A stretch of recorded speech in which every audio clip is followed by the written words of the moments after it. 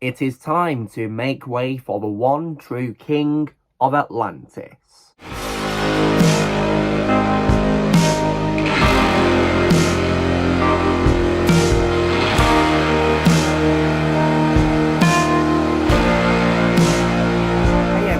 Lucamus Prime here, so it is time for another movie review today in the DC Extended Universe, and this is going to be for what is over the 6th installment of the franchise, released in 2018, directed by James Wan. And this film, which I'm going to be reviewing, of course, is none other than 2018's Aquaman. So, now, how was this film made? So, well, this film entered development in 2004, but did not gain traction until Man of Steel was released in 2013. In August 2014, Will Beall and Kurt Johnstone were hired to write competing scripts, and James Wan signed on as director in April 2015. And in July 2016, the film moved forward with Beale's screenplay. The main cast was confirmed through 2016 and early 2017. Filming took place in Australia in May 2017, taking place at Village Roadshaw Studios on the Gold Coast, Queensland, Australia, with additional production teams in Canada, Italy and Morocco. Filming concluded the following October. Several vendors provided visual effects ranging from high-detail hair simulations to a creation of CGI animals and locations. Jason Momoa, of course, also made his film debut as Aquaman in a cameo appearance in Batman vs Superman: Dawn of Justice as well. The film premiered in London on November 26, 2018, and was released in the United States on December 21st. While the film received mixed reviews from critics, it grossed $1.152 billion worldwide, making it the highest-grossing DCEU film, the highest-grossing film based on DC Comics character, the 5th highest-grossing film of 2018, and the 20th highest-grossing film of all time. When it comes to my reaction to this film, guys, so I saw this film at the cinema when it came out in 2018, and I must say that when I first saw it, I absolutely loved it, and I remember giving it a full-blown 10 out of 10 because it was definitely one of my favourite DCU films. When it comes to rewatches, however, though, I still think the film is good, and I even, of course, have it on Blu-ray and 4K here, which I rewatched it on last night for this review, but unfortunately, though, I have picked up some problems when I rewatched it, though, sadly, which I'll get to, but nonetheless, I still think it's a good movie. So, now what is the film about? So the film, of course, stars Jason Momoa as Arthur Curry, also known as Aquaman, who sets out to leave the underwater kingdom of Atlantis and stop his half-brother King Orm, played by Patrick Wilson, from uniting the 7 underwater kingdoms to destroy the surface world. So, when it comes to what I think is good about this film, well, first of all, I think it has a really good cast of actors, So of course, the main character, Aquaman himself, is of course played by Jason Momoa, and I think he gave an amazing performance in this film, and compared to the absolute disaster which was Justice League, released the year before, this film definitely helped develop the character a lot better, in my opinion, and made him an absolute badass compared to how he was in the previous movie, in my opinion. And he was definitely a lot of fun to watch, and he gave a great performance, and I got Aquaman as my all-time favourite role of Jason, and I think he was great in this movie with the direction he was given, did a really amazing job playing the character, and made him very badass and relatable, and making him an Atlantean character who feels like an outsider and feels unworthy of being a king, but then learns why he's worthy of being the one true king. So I definitely really loved his character in this movie. And I also love the supporting cast as well. So, for example, I definitely like the casting as well of Dolph Lundgren as King Nereus. I definitely really liked him in this. Dolph Lundgren's a great actor, and I think he was really great in this as Nereus. And I also definitely really love the casting of Willem Dafoe as Nudist Volker, who of course was the vizier of Atlantis and one who mentors Arthur and trains him to fight. And Willem Dafoe is one of my favourite actors of all time, guys, and I think he was amazing in this film as Volker. Definitely one of my favourite parts of this film to watch, most definitely. Just a great actor who definitely really shined in this movie. And I also definitely really love the casting as well of Arthur's parents. So I definitely really love the casting of Nicole Kidman as Queen Atlana, who of course is Aquaman's mother. And I thought she was a great character with the scenes that she had, because she of course only appears at the beginning and towards the end of the movie when she's finally found. But I think Nicole Kidman was really great, and she's a great actress, and I think Atlanta is definitely, in my opinion, one of her best roles I've seen from her. And I also definitely love the casting as well of Tamar Morrison as Thomas Curry, who is Arthur's father and the lighthouse keeper. Yeah, Tamar Morrison is an absolute legend, and I definitely think he was really great in this as Thomas Curry. And when it comes as well to other characters who actually, of course, in terms of voice roles, there's actually as well quite a few characters in this who are voiced by many great actors, of course, which are, of course, some creatures. So, for example, the keeper of Trident of Atlan, of course, is called Carithan, who is played, of course, via voice work by Dame Julie Andrews. And I think Dame Julie Andrews was really great as with her voice work. Definitely a very intense performance, which was really great. And I also definitely love the casting as well of John Rhys Davies as a voice of a Brian King, and also Jaimin Honsu as King Raikou of the Fisherman. And what I think is also interesting is, of course, that was Jaimin Honsu's first DCEU role before he'd, of course, played the Wizard in Shazam a year later. So, yeah, he's had 2 DCEU roles, which is pretty interesting. And then again, so has Patrick Wilson, because we now get on to, of course, the villains of the film, because I definitely really love the casting of Patrick Wilson as the film's villain, of course, which is King Orm Marius, who, of course, is half-brother of Aquaman, who, of course, becomes the villain Ocean Master. And I think Patrick Wilson gave a great performance in this as Ocean Master, did a really great job playing him, and was definitely a lot of fun to watch in this. Definitely, in my opinion, one of the DCU's best villains. I think he gave a great performance in this, and Patrick Wilson's a good actor as well, and I think King Orm is definitely one of his best roles. And what's also cool as well is that I do also believe that his name, Orm, is apparently the Swedish word for snake, so it definitely fits really well with him being an antagonist because of what his name means in Swedish, of course.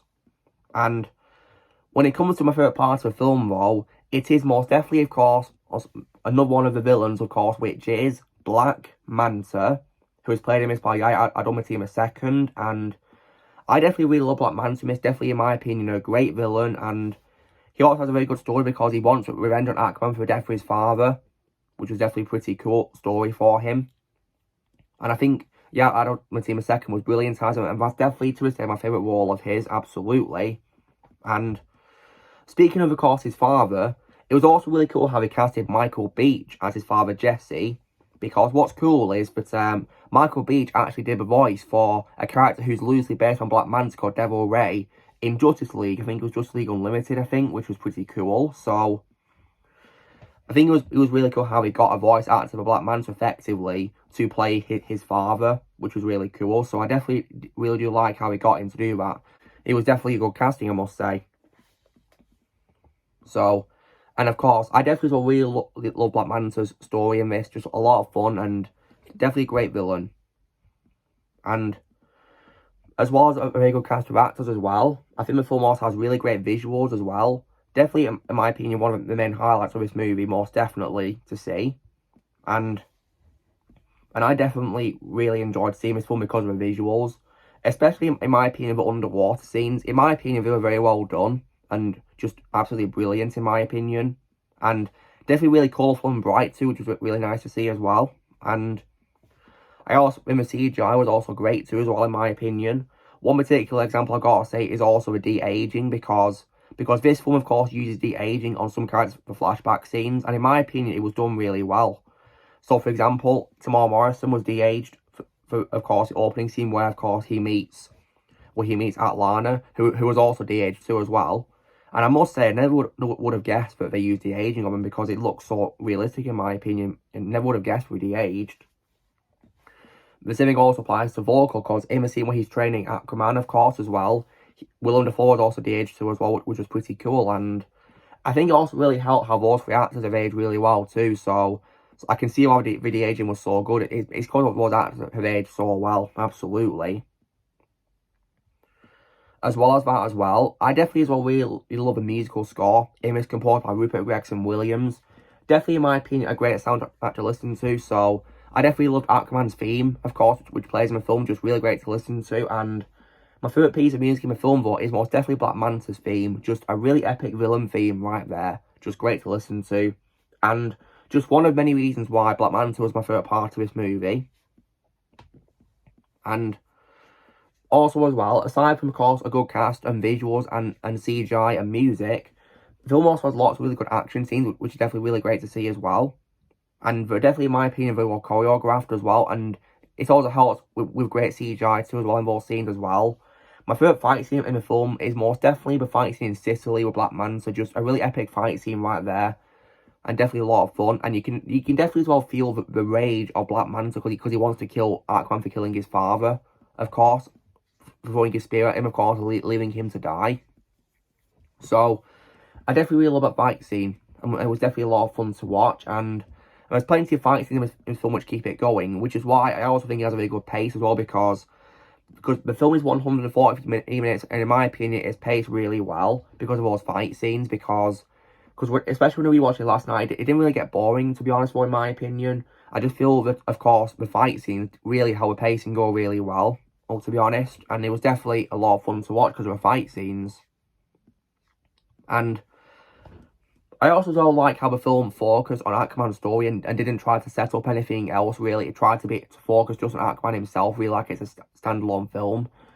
The other thing it does have a mention of Steppenwolf, of course, who Aquaman defeated before in Justice League.